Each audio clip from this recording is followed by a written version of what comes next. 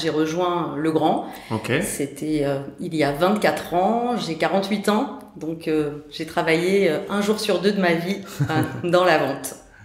Notre chiffre d'affaires est de 8,3 milliards dans le monde. On est 38 000 collaborateurs et notre stratégie est vraiment basée sur la création de valeur et sur l'innovation. Ok, vous avez des négociations annuelles ? On a des négociations annuelles où on peut avoir des négociations au projet également. On est en négociation permanente. Bonjour, vous écoutez Vive la Vente, le podcast qui apporte des solutions simples à mettre en place pour booster l'efficacité de votre équipe commerciale. Je suis Julien Le Sueur, directeur associé au sein d'Up2, le spécialiste de la vente et des commerciaux. Depuis 2007, nous aidons les dirigeants et les patrons du commerce à renforcer leur force de vente en leur permettant de recruter de bons commerciaux, en formant leur équipe aux méthodes qui marchent et en les aidant à se transformer commercialement avec de nouvelles méthodes de vente. Dans chaque épisode, je reçois un spécialiste de la vente pour profiter de son expérience et lui demander ses meilleures mécaniques commerciales. Si Vive la Vente vous plaît, je vous invite à vous abonner et mettre 5 étoiles si vous êtes sur Spotify ou Apple Podcast. Bonne écoute! Bonjour à tous, aujourd'hui j'ai le plaisir de recevoir Christelle Roulet, directrice commerciale de Legrand. Alors pour ceux qui ne le savent pas encore, Legrand est partout autour de nous, du sol au plafond. À chaque fois que vous allumez une lumière ou que vous branchez une prise électrique, où que vous soyez dans le monde, il y a une chance sur 5 pour que ce soit un interrupteur ou une prise Legrand. Donc c'est l'un des leaders de l'appareillage électrique mondial, présent dans 170 pays, avec un peu plus de 215 000 références produits. Donc pour nous donner toutes les clés du succès commercial derrière une telle omniprésence, j'ai le plaisir de recevoir Christelle. Bonjour Christelle, comment ça va ? Bonjour Julien, très bien. Toi aussi ? Ouais, écoute, on est ravis de te recevoir dans Vive la Vente. Je suis ravie de participer à ce podcast. Bon, top. Alors on va parler aujourd'hui de comment construire une organisation commerciale de première classe, de leader. Et au programme de cet épisode, on va d'abord évoquer comment structurer sa machine de vente, quels sont les canaux de la prospection à activer en 2023, et enfin, pour finir, comment continuer de motiver les équipes à atteindre leurs objectifs dans un contexte qui se durcit quand même. Christelle, pour commencer, est-ce que tu peux nous dire 2 mots sur ton track record ? Comment est-ce que tu es tombée dans la vente ? J'ai toujours travaillé dans la vente, j'ai une formation commerciale et donc à la fin de mon école de commerce, j'ai rejoint Legrand. Okay. C'était il y a 24 ans, j'ai 48 ans, donc j'ai travaillé un jour sur deux de ma vie dans la vente.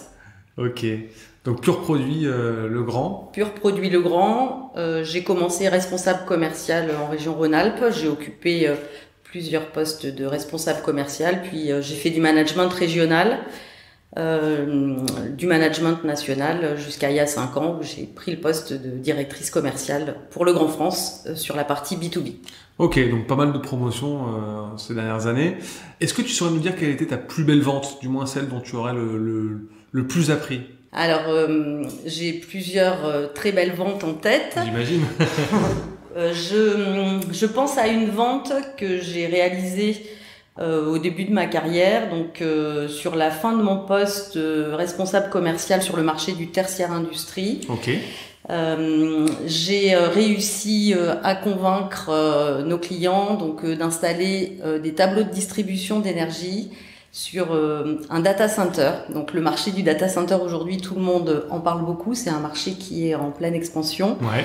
Il y a 18 ans, c'était beaucoup moins le cas et je me rendais pas forcément compte non plus de la criticité de cette installation. Ouais. Donc c'était pour un très grand groupe alimentaire français et voilà, c'était en fin de mission, donc j'avais instauré de la confiance avec mes clients et donc ils savaient qu'ils pouvaient compter sur moi pour les accompagner avant, donc durant l'étude et puis durant l'exécution du chantier.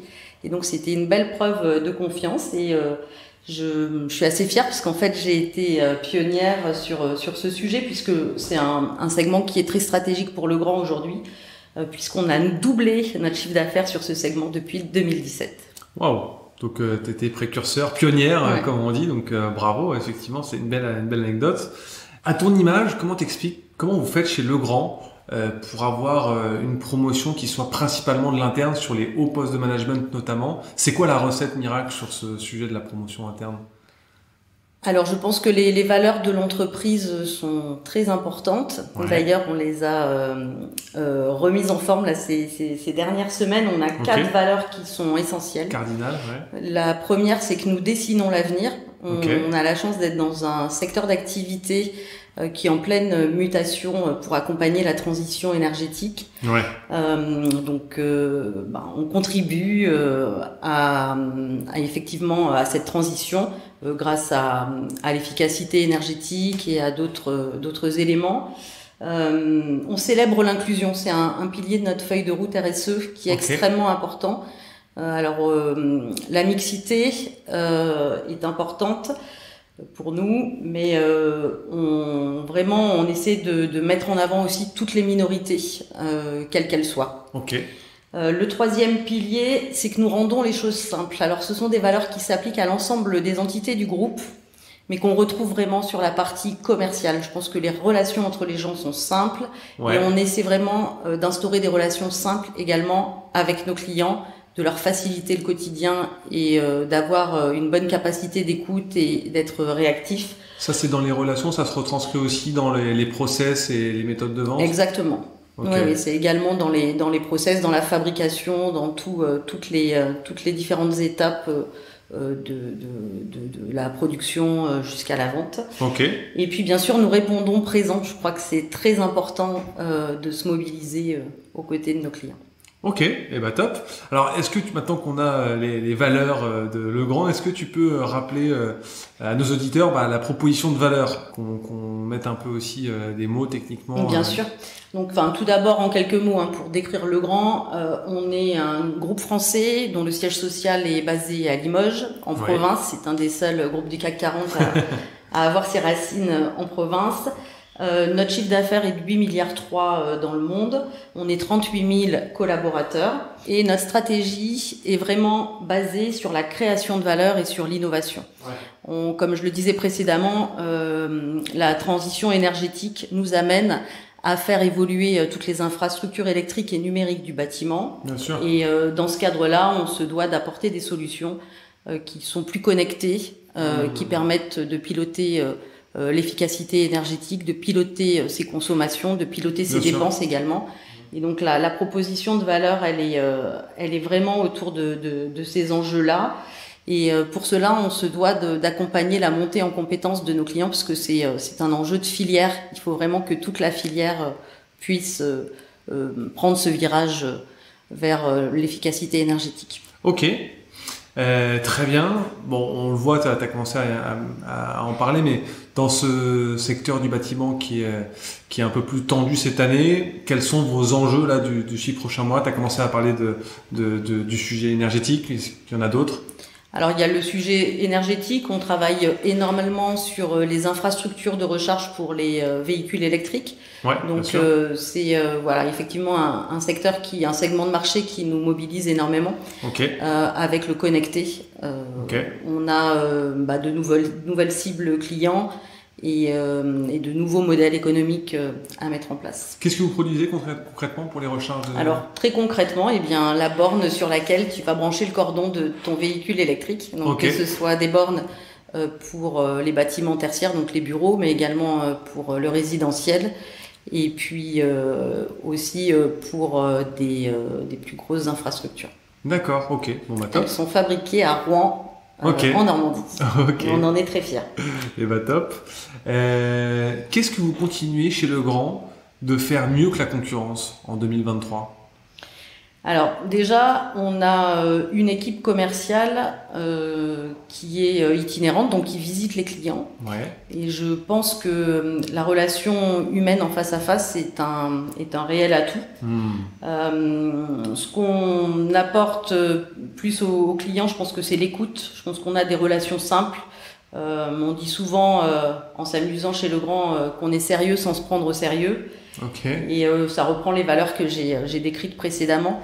Et nos équipes, je leur demande d'être très réactives. On a un espace-temps aujourd'hui qui a beaucoup changé.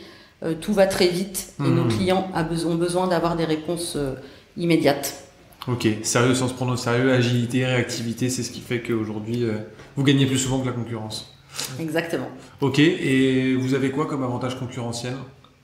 Alors nos avantages concurrentiels, on a des produits de qualité qui sont disponibles partout sur l'ensemble du territoire.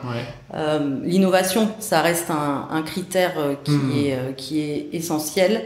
On a des centres de formation et des showrooms qui sont basés dans 8 directions régionales dans lesquelles on accueille nos clients, que ce soit pour les former ou plus simplement pour leur présenter de nouvelles solutions. Et puis pour y partager aussi des moments conviviaux, parce que c'est important. C'est important, on est d'accord. Alors rentrons maintenant dans le vif du sujet, dans le cœur du réacteur. Tu as combien de collaborateurs au commerce? Alors au commerce, mon périmètre comprend 400 personnes environ. Il y a les équipes commerciales et également la formation, qui est un levier essentiel pour nos équipes et pour nos clients. Ok. Alors comment vous êtes organisé aussi bien au commerce qu'à la formation? Donc on a 8 directions régionales qui sont réparties sur le territoire. Donc un directeur de région dans chacune des régions. Lui-même manage des chefs des ventes qui encadrent donc les responsables commerciaux. Les responsables commerciaux sont organisés par marché et puis ensuite par segment client, puisqu'il est essentiel par marché d'avoir la formation adapté aux produits que le marché attend, et puis par segment client pour avoir le discours qu'attend le client, puisque quand tu t'adresses à un utilisateur ou à un metteur en œuvre, il n'a pas les mêmes attentes, les mêmes argumentaires de vente ne sont pas les mêmes. Ok, donc tu as une organisation en fait à 2 vitesses, géographique et sectorielle. Oui. Ok, top. Ok, et en termes de management, pour 400 personnes, c'est quoi la proportion à peu près de managers? Alors il y a une 50aine de managers au total. Pour encadrer les commerciaux et les formateurs. Et sur 350, donc tu as une grosse partie terrain, tu disais tout à l'heure. Oui, je crois qu'on est des professionnels de la vente en face à face, j'y suis très attachée. Ouais, c'est aussi cette création de lien sur laquelle vous êtes reconnu sur le marché qui fait que vous avez des bons vendeurs qui sont au bon endroit, qui sont bien formés, et ce qui fait qu'en fait, dans le temps, on peut pas se passer d'eux, quoi. Exactement. Ok, est-ce que tu saurais définir justement l'identité de votre culture sales? Tu as parlé tout à l'heure des 4 valeurs cardinales que vous venez de redéfinir chez Legrand. Est-ce qu'on va dans un niveau 2 au niveau de la culture sales ou ça s'en imprègne? Alors ça s'en imprègne complètement. Je pense que la culture sales, elle est inhérente à la culture de l'entreprise. Comme tu le disais, on a assez peu de turnover chez Legrand. On accueille de jeunes diplômés et puis on les libère au moment de la retraite. Donc la promotion interne fait partie des atouts de l'entreprise. Donc en fait, on s'ennuie jamais sur son poste. On peut toujours se projeter dans la mission suivante. Et après la culture sales, on a beaucoup de simplicité dans les relations. Encore une fois, ça fait référence à nos valeurs. Et puis la réactivité et l'écoute client. Je pense que l'écoute client, on est très tourné vers nos clients. On a d'ailleurs un programme Customer Experience qui est assez important. Qui prend beaucoup de place. Vous avez une longévité de collaborateurs qui est remarquable, c'est indéniable. Tu as parlé de la promotion. Quels sont les autres facteurs clés entre guillemets de succès là où on voit en moyenne à Paris un commercial qui débute sa carrière, il reste 1 an et demi en poste. Donc le turnover, il est juste énorme. À l'échelle nationale, c'est 2 ans et demi. C'est quoi vos secrets pour garder vos commerciaux dans le temps? Alors déjà, on travaille dans une filière qui est formidable. On a des solutions, de nouvelles solutions tout le temps. Donc en fait, on s'ennuie pas avec ces produits. On a des clients qui ont des chantiers différents tout le temps. Donc en fait, il y a une très très grande variété d'opportunités et puis une grande diversité de clients. Donc je pense que ça c'est des atouts et j'invite la gente féminine à rejoindre cette filière parce qu'elle n'est pas assez nombreuse et il y a vraiment des belles perspectives de carrière et vraiment des bons moments à partager, des belles victoires à remporter. Ok, puis on le voit de plus en plus, les femmes qui sont dans l'industrie ou même dans le domaine du bâtiment, c'est un vrai asset parce que c'est une gente qui est principalement masculine, donc quand on est une femme, ça ouvre des portes aussi. Oui, la diversité en général, effectivement. On est d'accord. Tu peux nous dire en quelques mots la durée de votre cycle de vente, comment il se passe généralement? Oui, bien sûr. Donc comme on intervient sur de différents marchés, on a des cycles de vente très variés puisque quand tu es sur un projet tertiaire ou industriel, entre le moment où tu fais la prescription et le moment où tu fais le commissioning, la réception du bâtiment, il peut se passer 24-36 mois. Et puis, on a des cycles de vente extrêmement rapides, parce qu'on est aussi les champions de la promo auprès de nos chers clients installateurs électriciens. Et donc ça peut se faire en un claquement de doigts, quelques minutes. Ok. Et pour créer une équipe performante qui soit alignée sur vos objectifs, sur vos valeurs, c'est quoi tes meilleures pratiques de recrutement et sur quels critères tu apportes vraiment de l'importance dans le cursus de recrutement de tes commerciaux? Donc on a plusieurs modèles de recrutement. Bien sûr, le premier, on fait appel à des cabinets de recrutement très professionnels comme UpTo. Tout d'abord, on recrute majoritairement des jeunes diplômés, donc sortis d'écoles de commerce ou d'écoles d'ingénieurs. Okay. Depuis quelques années, on fait appel à l'alternance, puisque on a un plan jeune dans notre feuille de route RSE qui a pour objectif donc d'embaucher 430 jeunes sur le périmètre France. À l'année? À l'année sur la France. Ah oui, mais pas uniquement sur le département. Pas uniquement sur les ventes, bien sûr. Combien en vente à peu près? Alors sur la vente, ça va être 20-30 personnes, je pense. Ouais, quand même, c'est déjà pas mal. Donc il y a un bon onboarding à faire. Ouais. Ok. Voilà, la cooptation, bien sûr. Et puis la deuxième partie de ta question, comment... quels sont les critères importants? Alors lors du rendez-vous, moi je suis très attachée à recevoir des candidats qui savent qui ils rencontrent. Alors pas qui me connaissent personnellement, je leur demande pas de me googliser. En revanche, j'ai besoin qu'ils connaissent la stratégie de l'entreprise, la taille de l'entreprise, qu'ils aient quelques éléments de référence et qui est une minimum de préparation. Voilà, qui est exactement de la préparation. De l'écoute, l'esprit de synthèse, ça se voit assez vite, et puis également la curiosité. Je vais te raconter une anecdote que j'ai vécue là, ces dernières semaines. Un jeune homme m'a sollicité sur les réseaux sociaux parce qu'il faisait son mémoire de fin d'études sur le connecté. Et donc Legrand étant leader sur le marché du connecté en résidentiel, il s'est naturellement tourné vers nous, donc je l'ai mis en contact avec notre responsable du marché connecté, des partenariats, et j'avais demandé donc à la personne qui le recevait de me dire ce qu'il en pensait, puisque je savais qu'il était en fin de cycle. Et donc ça c'est très bien passé. Et donc il a repris contact avec moi pour un entretien d'embauche par la suite. Donc forcément je lui ai réservé un accueil très chaleureux. Smart de sa part. Exactement. Et j'ai trouvé que la méthode d'approche qui était calculée ou pas en tout cas avait une bonne méthode. Et donc il nous rejoint en septembre. Je l'ai reçu et donc il y a également le feeling parce que le diplôme valide le niveau du candidat. Et ensuite il y a beaucoup de choses qui se passent en face à face lors des entretiens. Je reçois toujours les jeunes entrants en face à face. Ouais, bien sûr. Mais c'est intéressant de voir l'intelligence situationnelle, relationnelle aussi des candidats.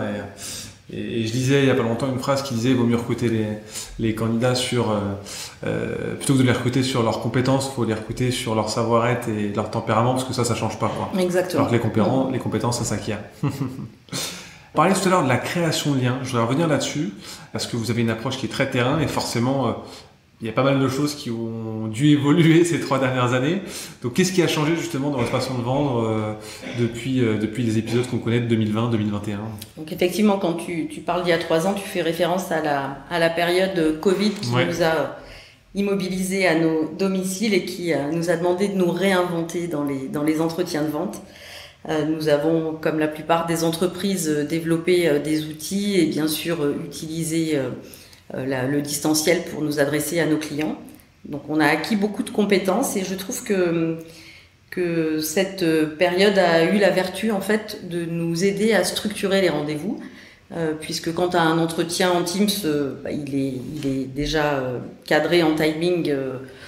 Il est déjà cadré en timing et il est nécessaire de l'avoir préparé très sérieusement pour savoir quels sont les objectifs de ton rendez-vous, quel est le contenu que tu vas partager et également le temps d'échange. Donc je trouve que c'est quelque chose qui est resté de cette période. Ça nous a fait gagner en structure pour les entretiens. En préparation. Sachant qu'après les entretiens en face à face, Nous, on est des professionnels de la vente en face à face, et il y a toute la partie informelle que tu perds en Teams. Donc le Teams reste en alternative, en alternance avec les rendez-vous en présentiel, mais bien sûr qu'on privilégie le présentiel, puisqu'il y a toute la partie non verbale qui t'échappe complètement en Teams. Moi-même, lors de la négociation d'un très gros contrat il y a 2 ans, je me suis complètement ratée avec un client parce que j'ai pas vu qu'il n'était pas en phase avec ce que je lui proposais, et je pensais qu'il était d'accord. Ce n'était pas le cas, et donc ça a créé un malaise qui a duré plusieurs mois.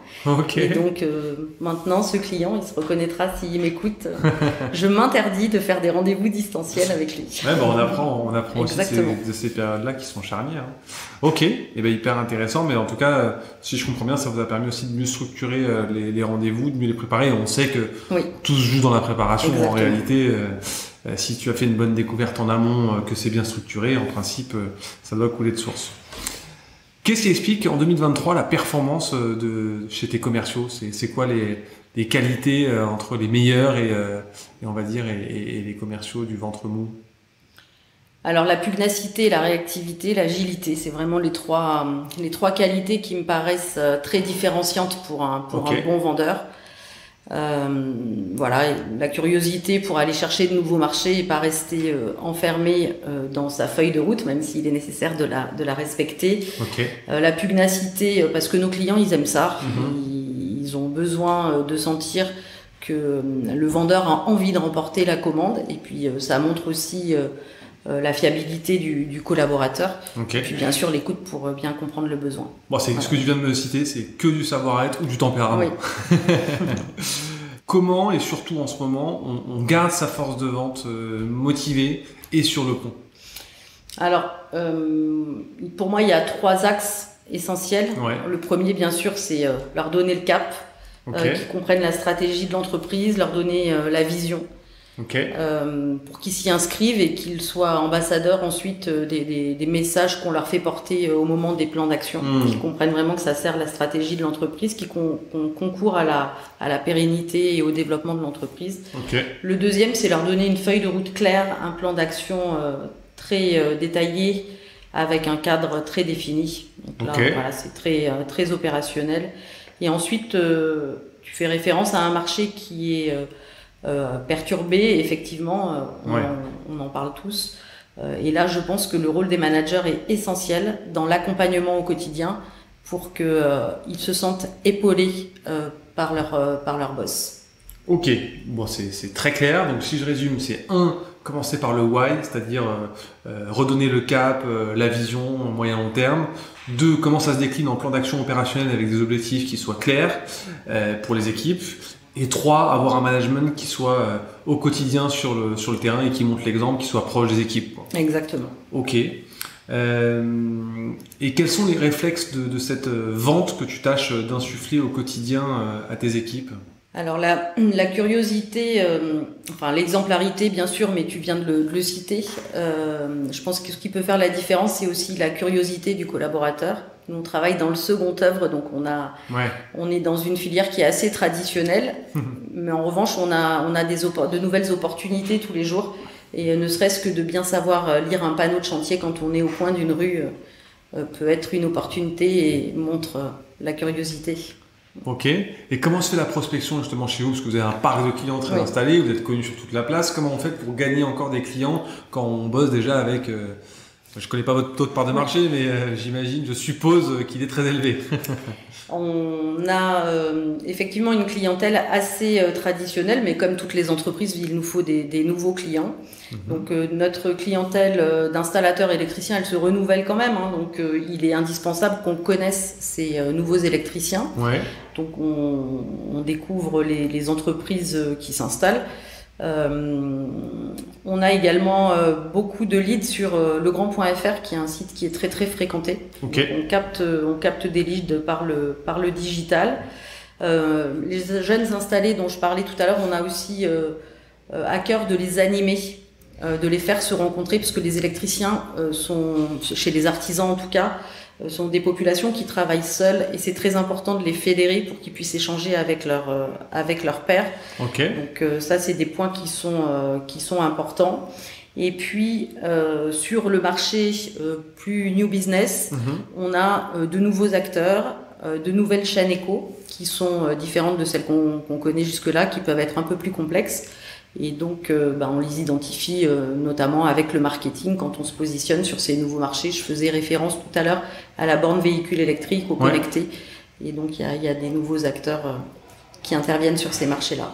Ok. Et quels sont les canaux de prospection qui sont les plus efficaces pour vous ? Alors, les canaux de prospection qui sont les plus efficaces, ce sont les leads qu'on peut avoir sur les nouveaux installés. Okay. Et puis ensuite des études marketing qu'on achète. D'accord, ok. Quelle est l'importance de la personnalisation et de la valeur ajoutée dans votre approche ? Elle est essentielle. Chaque client est unique, même s'il est dans un segment de marché, dans une activité spécifique. Donc c'est important de s'adapter. On a des argumentaires qui sont très adaptés à chacun de nos clients. Ok. Voilà. Pas à chaque raison sociale, mais à chaque segment. Après, c'est le talent du commercial qui fait la différence. Ok. Un peu similaire, mais sur un autre thème. Est-ce que tu as des bonnes pratiques pour vendre à un grand compte ? Alors oui, parce que je parlais des artisans et effectivement, quand on est chez un grand compte, la démarche est complètement différente. C'est clair. Ce sont des structures qui ont des niveaux de maturité organisationnelle qui sont importantes, qui ont des déploiements standardisés au niveau national.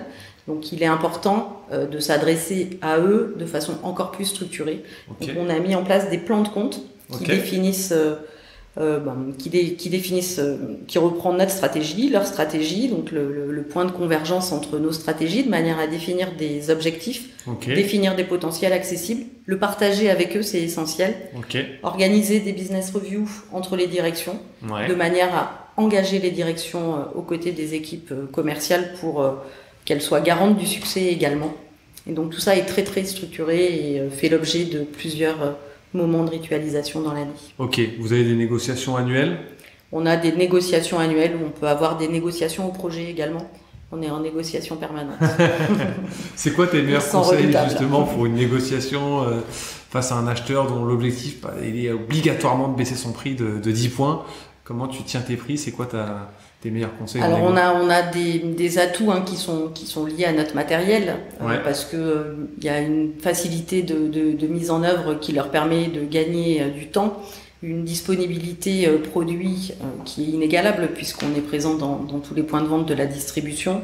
Donc quand il manque un produit en fin de chantier avant la réception, on le trouve à 1 kilomètre de son chantier.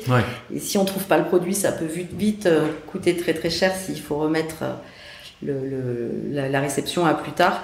Donc on a ce type d'atout, il faut vraiment qu'on raisonne en coût complet en fait. Coût complet, matériel, mise en œuvre du chantier. Ok, top. Si on parle d'animation, quel est le challenge commercial qui a le mieux marché dans vos équipes, ou en tout cas celui qui a eu le plus d'adhésion, le meilleur résultat, ce serait lequel ? Alors on a plusieurs types d'animation. On a des challenges commerciaux où on met les régions en compétition. Donc, sur une période très très courte, on leur donne des objectifs sur des familles de produits et ils doivent prendre un maximum de commandes. Et là, ça se fait en distanciel, donc plutôt de la vente par téléphone chez des clients visités, mais également chez des clients qu'on ne connaît pas. Ça nous permet aussi d'identifier de nouveaux prospects. Donc ça, c'est aussi intéressant. Et donc, comme ils sont assez joueurs, c'est une semaine qui est très, très, très animée. C'est toujours très intéressant de pouvoir partager le podium en fin d'année lors de la session commerciale, moment durant lequel toutes les forces de vente se retrouvent. Ok, tu parlais des séminaires tout à l'heure. Vous en servez aussi pour les lancements produits, si je comprends bien ? Alors effectivement, l'année dernière, on a sorti le renouvellement d'une gamme emblématique qui est l'appareillage mural plexo, c'est l'appareillage étanche. Et on avait mis en place un challenge un peu plus fun où on demandait aux collaborateurs de se mettre en scène avec le produit.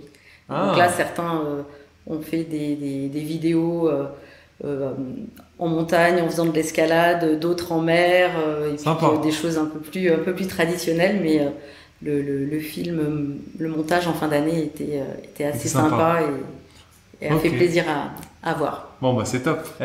Si on part d'un point de vue un peu plus macro, quels sont les chiffres, les KPI que tu suis au quotidien, les KPI les plus importants qui te font dire que la machine de vente Legrand fonctionne bien? Alors, il y a différents types de KPI. Bien sûr, le quanti. On suit tous les éléments de chiffre d'affaires. C'est indispensable.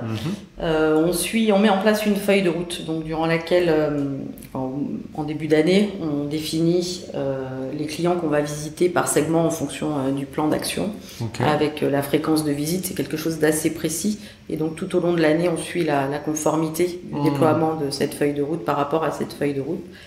Et puis après, il y a des indicateurs plus quali. Comme je le disais, on est dans un secteur d'activité en pleine mutation où il faut accompagner la montée en compétences des équipes et des clients. Donc, on a des suivis sur les formations, par exemple. Pour installer une borne véhicule électrique, il faut avoir suivi une formation. Donc ça, c'est des indicateurs qui sont très importants de suivre. Et puis également de la création de projets, des leads, etc. Voilà. Ok, c'est vrai qu'on a peu parlé finalement de formation. Et tu disais tout à l'heure que dans les 400, il y avait la formation qui était intégrée dedans. Comment ça s'est organisé chez vous, l'enablement? Alors, la formation est à destination de l'interne et également de l'externe. Donc, on a une équipe de formateurs qui se déplace ou qui est basée dans les régions, donc qui va former les clients au plus près de chez eux. Les formateurs sont d'anciens commerciaux de Legrand? Alors, il y a beaucoup de collaborateurs chez Legrand qui sont issus du commerce. À la formation, c'est le cas pour certains, mais pas pour tous. Dans tous les cas, ils ont un beau bagage technique pour pouvoir apporter les réponses aux questions que nous posent nos clients, parce qu'ils ont des bons niveaux, on a de bons niveaux face à nous. J'imagine bien. Mais ça veut dire qu'il faut être assez bon sur la partie technique et aussi sur le savoir-faire vendre, qui est une autre compétence, complètement différente. Et donc après, sur la formation interne, donc nos équipes, donc on a des recrutements qui se font par groupe. Donc en général, il y a un groupe d'entrée au moment, la formation fait partie du onboarding et donc qui passe plusieurs semaines durant les premiers mois au siège social à Limoges pour être formé et sur les solutions produits et puis sur le dispositif commercial de l'entreprise. Ensuite, on a des relevés de besoins chaque année qui est fait par les managers entre le niveau attendu et puis le niveau qu'on a. Et donc on forme nos collaborateurs tout au long de leur carrière sur les nouveautés, mais pas seulement. Sur tous les produits. Et qu'est-ce que vous avez mis en place d'innovant en termes de formation ces 4-5 dernières années justement pour monter en compétences d'un point de vue vente, défense de conditions, comme on le voit en ce moment, les prix augmentent, donc de par les matières premières. Comment vous aidez vos commerciaux sur cet aspect-là? Alors la formation se digitalise aussi, donc on fait de la formation en présentiel et en digital, et il y a effectivement quelques outils qu'on utilise et qui nous permettent de bien coacher les vendeurs, mais je n'en dirai pas plus. Ça marche. Qu'est-ce que vous avez automatisé dans vos process commerciaux ces dernières années pour faire gagner justement en efficacité vos vendeurs? Alors on a, comme la plupart des entreprises de notre taille, un outil CRM qui est assez puissant, qui est mis en place depuis de longues années déjà, qui nous permet vraiment d'interagir avec les différents services de l'entreprise, puisqu'on a un service Relation Pro qui est basé à Limoges, qui est donc un plateau de sédentaires qui est en contact quotidien avec nos clients. Donc c'est important qu'on sache qui est en contact à quel moment avec nos clients quand on les rencontre. Donc on a cet outil qui est la colonne vertébrale de l'activité, bien sûr. Et puis après on a un certain nombre de Power BI. On a un dashboard qui est assez complet et qui recense les KPIs les plus essentiels pour pouvoir piloter l'activité. Je pense que c'est la plus grande difficulté en fait, c'est d'avoir. On a beaucoup de données aujourd'hui et c'est important de choisir les bons éléments pour l'exploiter. C'est clair. Bon, on arrive sur les quelques dernières questions de fin. Qu'est-ce que tu dirais aujourd'hui à la commerciale que tu étais quand tu as commencé dans la vente à l'âge de 24 ans, si j'ai bien suivi? C'est ça. Alors, il y a 24 ans, je pense que j'avais un peu tendance à faire cavalier seul. J'étais très investie, j'avais un but, j'avais un chemin pour y arriver, et je pense que il est essentiel de solliciter ses managers. Ok.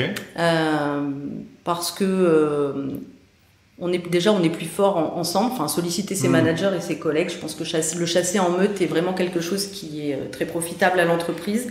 Et engager sa direction à ses côtés fait que quand tu as besoin de les solliciter à la fin pour le dernier coup de pouce, ils sont beaucoup plus réceptifs et beaucoup plus engagés. Ok, donc ça t'aurait fait avancer plus vite, si je comprends. Sans doute.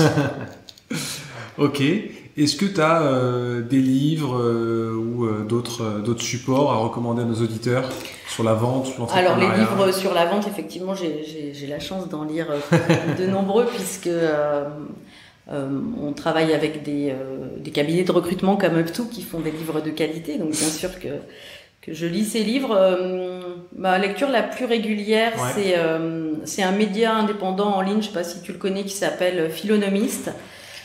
Qui est dédié aux enjeux qui bouleversent l'entreprise et l'économie. Voilà, je trouve que c'est toujours très actuel et très intéressant.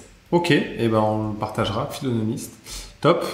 Et enfin, c'est quoi le meilleur conseil qu'on t'a déjà donné, pro ou perso d'ailleurs? Alors, le meilleur conseil qu'on m'ait déjà donné, c'est qu'il n'y a pas qu'un moyen, un seul chemin pour arriver à son objectif. Et qui m'a permis de m'ouvrir aux différentes possibilités, puisqu'effectivement le chemin entre le point A et le point B, je le voyais parfois un peu trop direct. Et donc je pense que ça permet de mieux écouter les autres, de savoir comment arriver à concrétiser une vente. Il y a plusieurs étapes qui peuvent être très différentes. Ça me fait presque aller sur un des accords Toltec qui est ne fais aucune supposition. Et quand tu fais pas de supposition, t'as pas d'attente et tu te fais un peu surprendre, positivement bien sûr.